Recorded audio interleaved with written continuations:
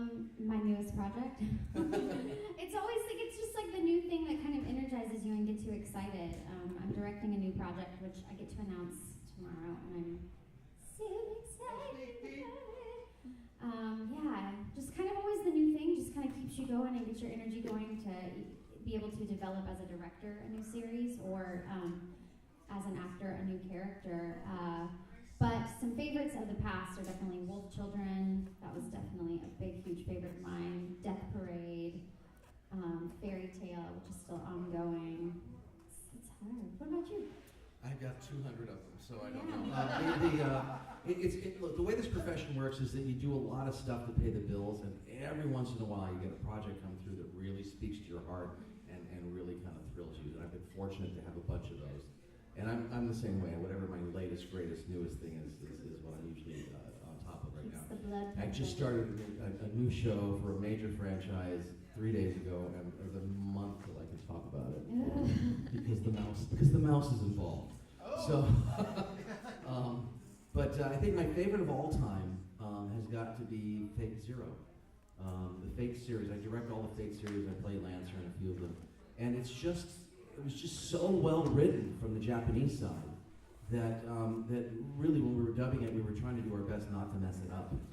And Aniplex gave us an A-list cast, and gave us the time to do it.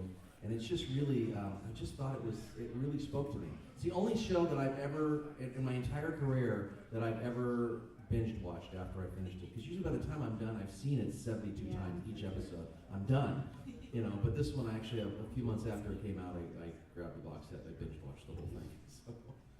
Are you on this panel? What is it? Is it Q&A? It's a Q&A. Come on. Come, please. Are you on this panel? Am I a voice actor? Questionable. It's questionable. Don't do it. We'll get you a chair. There is a hammer There's a over here. microphone here. I'll scoot over. We'll get cozy. I want to be between y'all so I can stay warm. Are you a voice actor, by the way? Yes. Oh, wow! Amazing. Another voice actor on the stage. Of course I'm a voice actor. I'm not on time. Directors always have to arrive slightly early, so they look just, 10 They minutes have earlier to. than They the have to. I've lately been trying to get like 20 or 30 minutes early just to freak out the engineer. You're just sitting in his chair when he walks Yes, in. where were you? Good morning. Yes. Yeah, that's fine. You were supposed to have been here before me. Yeah. All right, welcome Blake Shepherd, everyone. Thank you very much. Ooh, do you have a question? Person with lights on their chest? Yes. Oh, neat. So, if you're a director and a voice actor on the same project, do you direct yourself, or is there a never-ending chain of directors? That's actually a good question. I direct myself. I don't know what you do, but yeah. I have like a music stand with a wireless mouse and keyboard, and I go into the booth, and I don't know. It's kind of awkward, but kind of fun. It's weird because you're just like, I don't know. You second guess yourself a lot. You're like, let me do that again. Let me do that again. But yeah, I've done that before. Yeah, I try not to. I have an agreement with the Bang Zoom folks is that they won't cast me in any large parts in something that I'm directing. Little parts are fine. And the reason is I just find that if I'm trying to do both, I don't do both well. Yeah. I do direct myself, and I'm the same way. The problem is that I'm either too easy or too hard on myself, depending on the day. The character, for sure. Yeah, and for the more deep stuff, generally when I'm working with a producer, if I'm working with Aniplex, there's always a producer in the room. I'll ask the producer to help direct me so that I have at least another pair of eyes. I also trust my engineers pretty well. Yeah. Most of them, not all of I them. know, I'm like, was that good? Yeah, that didn't suck, did it? Okay, moving on. I do always feel bad for the actors though that get in the booth that you've known and have hung out with, and then they're working for you, and like they do something and they feel like they messed up, and they're like really hard on themselves, like, "Ugh! Can I try it again?" It's like it wasn't bad. Right.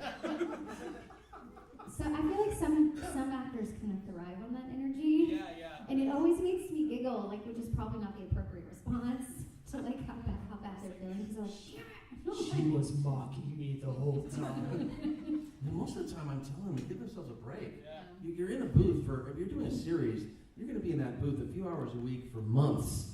And doing this, and if you're a working actor, you're doing this on multiple shows every day. If you're beating yourself up over every bad read, you're not gonna have a very good mental health life, you know. So mostly it's giving them a break, you know. Yeah. Mm-hmm. Some more questions? More cues. Yes. You said you work on multiple shows at a time. How many, like, through a typical day, how many sessions do you go to do your voice acting? Mm. And the people I know that I'm directing mostly these days. The people I know that are voice acting, they'll go to 2 or 3 sessions across 2 or 3 studios in LA in a day because there's that many studios. You guys are mostly moving inside the same building. Yeah. But they have 16. They have an enormous amount of studios. We've 9. 9, yeah. At It's a, Funimation, at least. it's I think like there's 2 or 3 at. it's a cathedral of an anime production. Yeah. Yeah, so Yeah. I drive once a week from Houston to Grapevine, Funimation for the simuldubs. So that's fun. So I travel quite far sometimes for voice work. But Mm-hmm. Yeah, I would say about the same. Like typically, as a voice actor, when you're called in, it's maybe 2 to 3 different studio hops. This one maybe more because they're like, you drove so far, we'll give you a little bit more work. yeah, I usually end up doing a lot of bit parts with like a You'll bunch go of guys to in a like room. 6 studios in one day. Yeah. As a director, you didn't really ask that, but like I think I'm normally working on 2 to 3 projects at once. Usually, just depending. Like finishing up the back end of one that maybe I did 6 months ago, prepping it for DVD, and then doing 2 simuldubs at once. Between the voice acting stuff that I'm doing now and the stuff I have 6 active shows going right now. Yeah. And some of them are not anime, some of them are original, and there's a bunch of in various areas. So, but that's what you have to do to make a living. Yeah. You have bills to pay. More questions? Don't be shy. Yes. When working on multiple shows, are they usually from the same studio, or do you hop between different, like say like Studio Trigger, or Studio or Key, or some of the other Oh. well-known? Oh. Do you do stuff from multiple companies, or is it just strictly within one? Well, it's different in Texas than here. In here, I'm in Texas. in Los Angeles. In LA, there's every studio works for a developer. So Bang Zoom, is where I do most of my directing work, isn't a producer necessarily. They're hired by Aniplex and Viz and these companies. So I'm mostly these days working for Aniplex and Viz. Can I say this yet? Yes, and Lego. So those are the 3 main companies, but they're all under Bang Zoom. They're the ones that are bringing me in, the studio, but I've got 3 or 4 different companies that are going. Does that make sense? Yeah. And then there's a couple other companies. I do work in other studios, voice work and things like that elsewhere. But it's mostly the companies are hiring the studio rather than the other way around. Mm-hmm. It's different in And Texas. Funimation is its own production studio, but of course we're licensing from different production companies in Japan. All kinds of different ones. But Funimation has actually hired Bang Zoom before for a moment to do something special because they had an actor over there. So the relationship's very interesting. Funimation is almost like take a Bang Zoom and a Viz and combine them together, and so that they're one entity, which is why they can produce so efficiently. That's why they do good work. And they have the streaming service too, right? Is that kind of more the Viz side? The streaming service, yeah, Viz. Well, I don't know. Viz is kind Viz of on stream? they do, but it's weird. It's only on their own site. Touche. It's only on their own site. It's not as broad as fun as this. Okay. Actually, I know this is not an animated question. Mhm. Okay. So you said that you're working on some live action. What are the live? Well, actually, I have a live action feature in development right now. I haven't done live action in a long time, but I'd like to get back to that. That would be fun. Nice. Yeah. So it's it's always a matter of money. We have the actors, we have the production company. We're just waiting for the money. Yes. So it's funny, the money went elsewhere. On another project that I'm working on, the money went there instead. So I still get to work on it. So. I've always wanted to try to be a hand model, but I'm afraid of rejection. So. I always thought it would be fun, like just to show up to work and be like, yes, shoot my hands. Mm-hmm. I'm afraid someone would lick my It's hands. hard. You have to like. So what do you think about her? You know her? No. She's a voice actor. She'll be in she's the hand model too. Yeah. That's amazing. I have a cat, so that could never happen. You show up and just Scratches everything. Have to wear gloves. Mm-hmm. completely with your cat. Protected. anime hand model. That would be interesting. Yes. How did each of y'all get into the voice acting, like actually break into the business? How do we break in? Breaking into the biz. I started in like theater acting and music and stuff like that, and so for me it was all just networking and finally just kind of having the right set of circumstances in order to get an audition. And then I auditioned for Funimation, and I was cast in something very, very small, but like it's kind of like once your foot's in the door, you just keep trying to kick it open. More and more auditions, and then you just kind of go from there and hope for the best. Yeah, and I got really lucky. I was working for a company, and I dressed up like Power Rangers and Spider-Man and Batman on the weekends and did magic tricks and stuff. And this lady was like, you know, they need guys with your voice range at ADV, you should audition. And so I got on like a year-long audition list and then went in. And when I went in on the resume that they had us fill out, I put like SpongeBob, Spider-Man, Batman, Power Rangers, all this stuff. And not even thinking they would think I was like, I'd moved here from LA. You know, it's like Houston, Texas, you know. So they're like, so yeah, when did you work on Batman? I was like, no, on the weekends. I dressed up like Batman. I do your voice. And they were like, oh, okay. I thought they'd scored. Who is this guy? Yeah. I was a stage actor. I also started at the theater. It's the basis of all of it, really. But I was doing lots of musicals in LA, which means I wasn't making any money.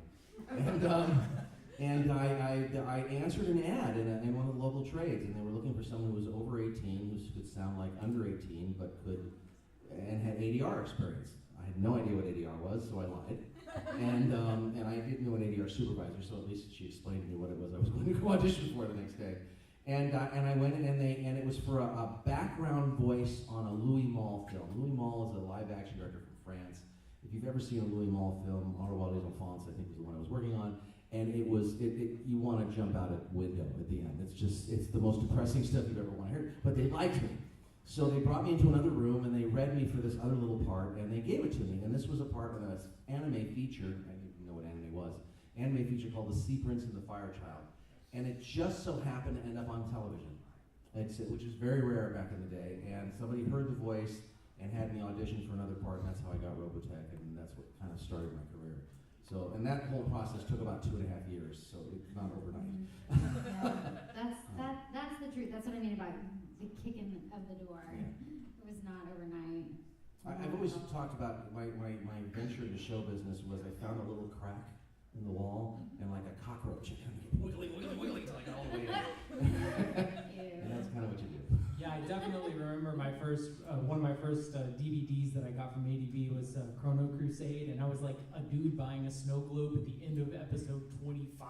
And like a couple of my friends were over, they're like, put it on! And so like fast forward to the part, you know, it's like, there, right there! No, I'm gone now. It's fun hearing your Yeah. TV voice come out of TV. Mm-hmm. More questions? Yes. You got a good What's question. the hardest voiceover thing you've had to do, and why?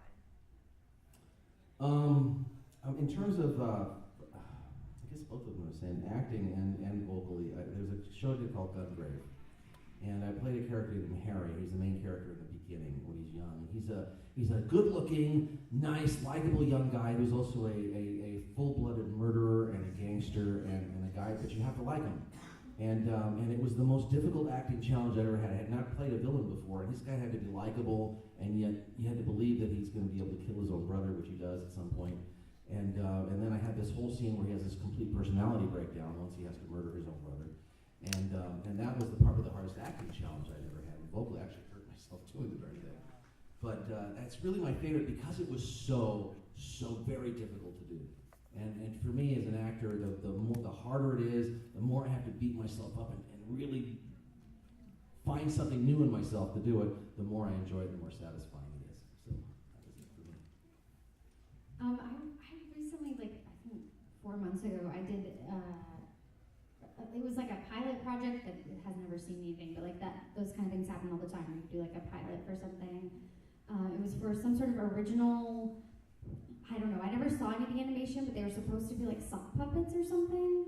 I think they were going to animate the sock puppets, and I don't know. I've never seen it. I really hope to one day. But they wanted like a Rambo-esque like voice, but like from a girl, but like really gruff and really gravelly. And I made one of the mistakes you're never supposed to make in voiceover, which I auditioned with a voice that I could not maintain. Ooh. And I didn't know that until.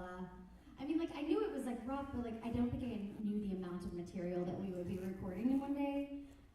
In order to get this kind of off the ground, and I just, after that, I was torn because it was just so like hardcore and like drill sergeant-y and like all this crazy stuff. And then that same week, I had to record an episode of Pop Team Epic where there was lots of crazy screaming and just madness and weirdness, and it just broke me. I did get laryngitis that week, so that one was really rough on me. Yeah, mine was weird. So I have one of those stories as well about getting cast for something I should not have been cast for and it ripped my throat to shreds. But when I very first started, you know, one of the really hard things was realizing that I acted a lot with my face. And so I had to start, like, especially sarcasm. Whenever a character I was playing had to be sarcastic, it was really hard to try to pull that just into my voice. So that was something for me, and now like every character I play is sarcastic. So it was a really weird thing though to get used to not like, you know, I'm being sarcastic, but then when you hear it, it's just saying I'm being sarcastic. So yeah, it's a weird muscle to try to learn how to use when you very first start. More questions? On that same subject with the hurting of your vocal cords, like are y'all demanded to do a lot of roles that can like hurt your vocal cords, like yelling and screaming or dying scenes or anything like that? Like, do y'all get those often, or how often are y'all at risk for hurting vocal cords? It's more just like caught in the moment. Like we all know how to perform without hurting ourselves, but a lot of times when you're in the shit and you've done 5 or 6 takes and you're getting into it, it's like anything, lifting weights. Like you can lift weights 1 million times and then that one day you don't do it quite right and you hurt yourself because you were already tired. Like a lot of things like that can easily happen, especially when you get very into it. Yeah, a lot of the action things, like the way that the weekly kind of recording goes, like you never know, like from week to week, if like you're going to be in 4 shows that like everyone has a fight sequence with battle screens and stuff.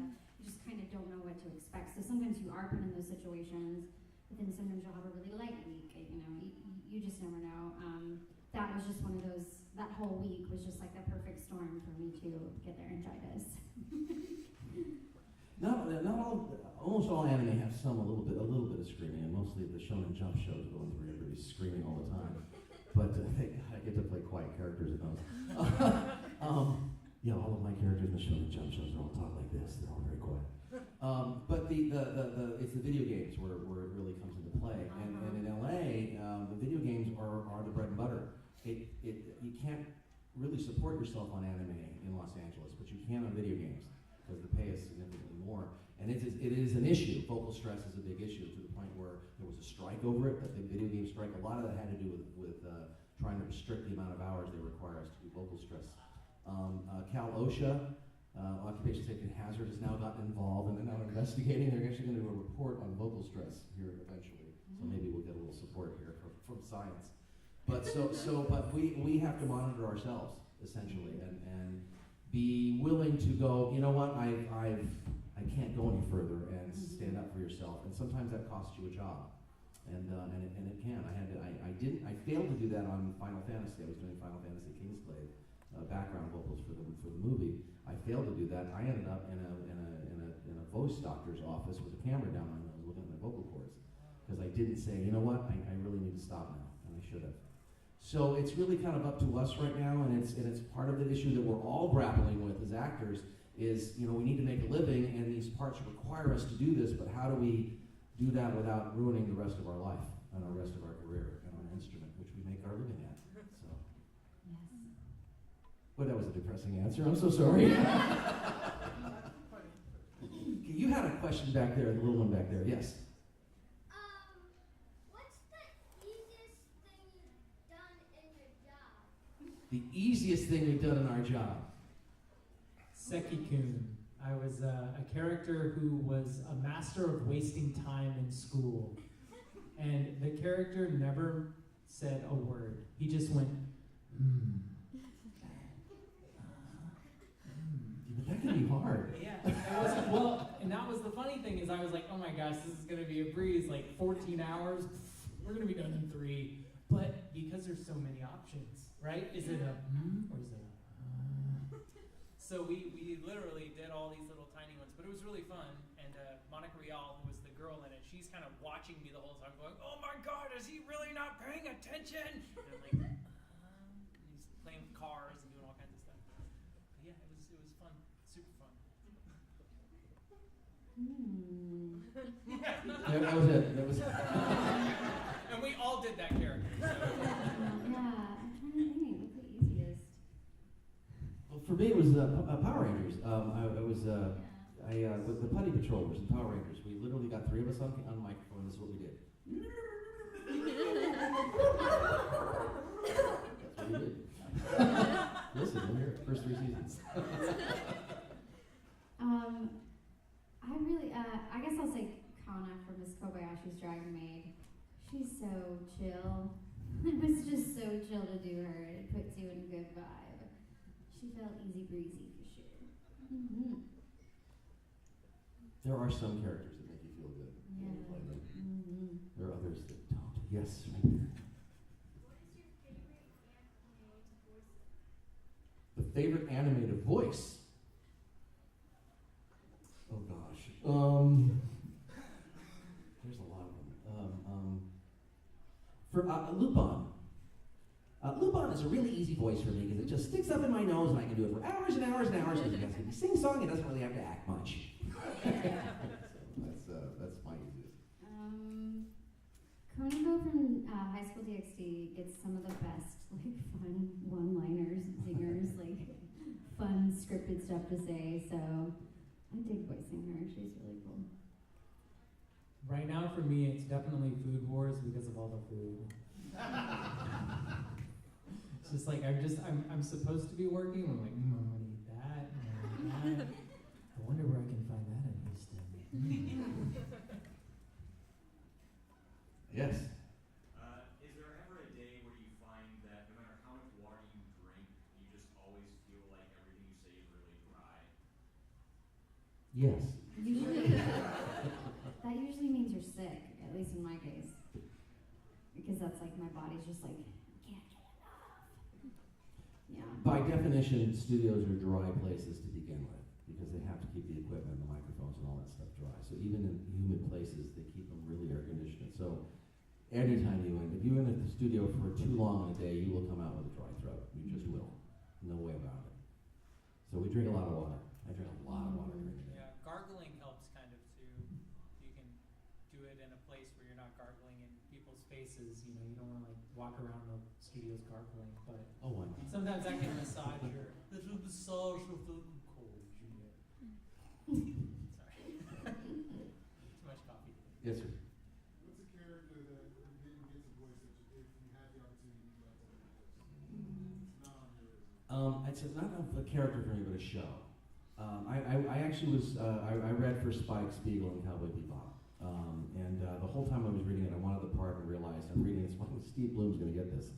And he did. But I auditioned twice for that show, and I never got in. And it was like, out of all of the anime ever that I've ever watched or been a part of, that was the one I wanted to be a part of, and that's the one I didn't get. But I did get to be the host of the Bebop anime experience a couple of years ago at Anime Expo. They actually hired me to interview the whole cast, and we had a jazz band on stage. So that was my moment of Bebop, but mostly just asking them about it. I mean, I would love to be involved in anything Disney that I've ever seen. Like, that would be amazing, or Pixar. Yeah, for sure. I'm really big fans of those. I'm torn. So I definitely like to play Spider-Man in a video game, and I'd also would have really liked to have been in this show that I totally bombed the audition to, When I was like 22, they redid Gatchaman, which was Oh. Battle of the Planets. Oh. And the director, I think, was just being nice. And he brought me in to audition for these 17, 20-year-old kids that sound 40. And so I don't know what happened. It was like in the moment, he's like, okay, well, just give it a try. And I was like, okay. And then all of a sudden, this really big voice came out of me like this. And he was like, I was like, sorry, can I try it again? He's like, yeah. And then it got deep again. And I was like, oh, I don't think I'm too nervous. I can't. So I totally tanked the audition, but now that I'm a little older and my voice is more weathered, maybe I could do it. I don't know. But I always was bummed that I never got to play one of the Gatchaman. How does it feel to be one of the basically original people to bring anime into America? Who, me? I'm not that old. Yes, But I was involved. Robotech was a major thing that pulled anime. True. Robotech was a bit. Robotech is held up as being responsible for beginning to bring anime into the mainstream. But anime's been around a long. I watched as a little kid with Kimba the White Lion and Gigantor and all that stuff. Voltron. No, it felt good. We had no idea what we were doing. I had no idea. We called it Japanimation back then, so as insulting as that was. And we didn't know. To me, it was this whole new kind of. There are people dying here. Explain this to me. This is a cartoon. Where are the little happy clowns and stuff? And so it was different, but we didn't realize it at the time. At the time, I was just happy to have a job acting. I was getting paid to act on a regular basis. That was really the first time that happened to me in my life. And I've been working at it for so long to try to get to that point. So I was really focused on that and not getting fired.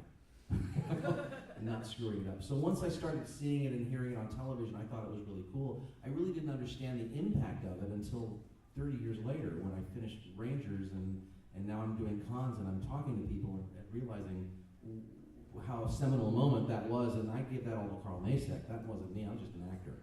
But Carl Masek and those guys that put that together, they're the ones that really did it. And they got death threats for it because a lot of the traditional anime fans didn't like it. So they pushed a lot together, and it felt good to be a part of it, and it's wonderful to see what the result is. So, speaking, I'm the dinosaur here, sorry. There's somebody way in the back's had their hand up forever. In the back corner. Have you guys ever played Inuyasha? That's one of my favorites. Have we ever played an Inuyasha? Maybe. No. No. What is the? No, that's Samurai X. Is that kind of the stuff?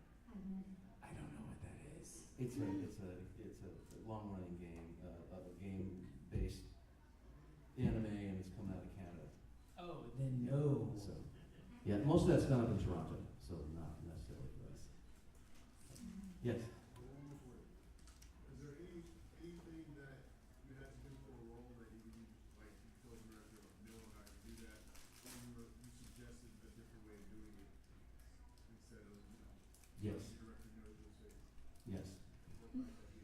I was directing Doraemon, and the script came through, and it was a scene in which the main character fat shamed a little girl on camera, and I rewrote the line, and I refused to direct. I refused to record it as it was written because it was horrific, and I was fully willing to get fired over that one, and they didn't. They ended up agreeing with me and going along with it. But it was like, yeah, if it's, and especially because the issue of fat shaming was really prominent at that particular moment. I mean, the worst possible timing to have that kind of a line go into a thing, and I just hate that stuff. So, yeah, that's usually where I draw the line and stuff like that. I can't remember what show, but I had a similar sort of thing, not necessarily about fat shaming, but it was just a moment where I was like, I really don't think this girl would I think she would have a stronger stance as a woman and say something different, and so I asked the director, could we just kind of sort of alter the line so it just sounded a little more powerful to her, and we were able to, and I'm sorry I can't remember the show, but I have, and I can't tell you the name of it because, unfortunately, I know the name of it, but I've asked to be taken off of a show before and was worried that I would get fired but by asking, but luckily it all worked out, but it just had some content that I was really uncomfortable with, like there's a lot of like content that I'm pretty comfortable with. If you've seen some of my work, I'm not like I'll do whatever usually, but this just was like just too blatant, and I didn't think that the comedy would fix it, because it was kind of like a pedo thing, and I didn't know that the comedy would fix it, and I wanted to try and creatively adapt it, and I was told you can't, and I was like, I can't do this, and so, but luckily it all worked out. Yeah, that stuff gets strange because it's a lot of it. I feel like it's lost in translation, and so sometimes you have to have those battles where you can make the same joke, but you don't have to do it in the way the Japanese made the joke. It can still be funny, but it's not going to translate to our audience here. And a lot of it, like for instance with the fat shaming, like Japan's really tiny, and over there, I just got back from being there for like 3 weeks, and it is actually rude to be overweight there, because their culture teaches you that like you should be taking up as little space as possible, out of respect for everyone around you. So that's a cultural thing that we don't have here in the U.S. just because we have a lot more room. So that's something that to them it makes sense, but to us there's no context for being that mean to someone. Where in their culture you're inconveniencing everyone around you. So they have a completely different lens that they look at that through. So That's part of our job as adapters and directors and actors, is to try to bridge that gap and make it understandable. And the further you go into humor, the harder that becomes, because humor is cultural and local. All jokes are local. yeah. So it's kind of hard sometimes, especially when you get into those subjects. I did have a subject where, in the pedo thing, where I was playing a character and I went to the boss and went, if he goes any further, I can't. I have kids, I can't. Just, unfortunately it didn't go any further and we had to finish the show. So it comes up. I wish it didn't come up. Yes? Did you ever voice for a character that you really, really didn't like? All the time. That's part of the job description. GTO, I play a character named Murai. There's nothing socially redeeming about this kid at all. Nothing. He's the worst human being ever to walk the planet, and I got to play him. It was actually fun. Yes. Gosh, I don't know. I don't have a name. But yeah, there've been some, but I kind of like playing terrible people. It is fun, like you say. Like, it's really fun to play terrible people, so I kind of enjoy it. Yeah, I played a vampire who him and his vampire brothers kidnapped a little girl. The Vatican gave them the little girl, and they kept her in a mansion, and I said horrible things to that little girl. I still kind of feel bad about it, but I was a vampire, so it's okay. Yeah, the things it's the justification. Yes. Do you remember the name of the character you played? Yeah, his name was Lito. It's Diabolic Lovers. Oh, yeah. No, she loved how you yelled at that girl. Yes. I will say it was really creepy of a show, but the humor was kind of there. Thanks, yeah. The best part of that show was like the close-up biting that had to sound sexy. I'm so glad you guys get all this stuff. Yes. Yes. Part of this is directed at Mr. Oliver, Okay. but the other part of it can be answered by any of y'all. But when you played Hibiki in Vandreg, what did you take away from what I'm taking to be social commentary between the sexes? All right, let's remember this was 2001. And I've done like 30 shows since then. The commentary was, if I remember correctly, it was really all about kind of expressing immature sexual gender attitudes towards each other in a more adult setting. I mean, really, that was it. It was them trying to figure out how to make how these two strange beings, Mars and Venus, can get together and work together. And that's really what it's about. But it's also more about, that show is also more about imposing morality on one culture over another and different viewpoints of the same thing. There was a lot of different layers to that. The thing that's most memorable about that is that we were recording it during 9/11. And on the day on 9/11, I had to go into work. I mean, we were barely able to dub that day, and we were running in and out, literally every 15 minutes, running out to look at the TV, see if anything else had happened. And the scene that I had to record that day was of Hibiki walking through a city that had been completely destroyed. It was in rubble around him. And I got to tell you, it was the hardest day of acting I think I've ever had, because it was. I'm looking at a representation of what's actually happening in anime, and I'm having to act it right now in the moment. And it was really one of the most difficult days I've ever had as an actor, and probably the most honest acting I've ever done in my life. So that's what I remember about Vandred, more that than anything else, just because of when that happened. That and the voice. The voice, because that was my return to anime. I hadn't done a series in a long time. I'd left. For 10 years, I was not voice acting. I was producing and directing and things like that. And so this was kind of my return to series. And I found later on that I've got this voice, and it's coming out of me, but I can't recognize it. Years later, I did. Hibiki sounds like Luke Skywalker in the compactor shouting up to 3PO. 3PO, stop the thing! That's what he sounds like the entire time. And it was years till I figured that out. That's awesome. And I got to work with him, and I almost said, and then I didn't. I'm actually going to work for him for about 6 months, so it's maybe I'll bring it up then. Yes. Have you ever done a show based off like manga or something? A show based on manga? Yeah. Okay. Well, most of us do, yes. I'm actually in Naruto. I play Minato, Naruto's dad. And I'm in Bleach. I play Viora. And I'm in Hunter x Hunter. And a bunch of other, almost everything has a manga attached to it, but the two shonen shows are the big ones for me. Yeah, most of the anime has like a manga or light novel. I think the biggest one I can think of is Carla from Fairy Tail, which has a huge manga collection, which is really awesome. Yes.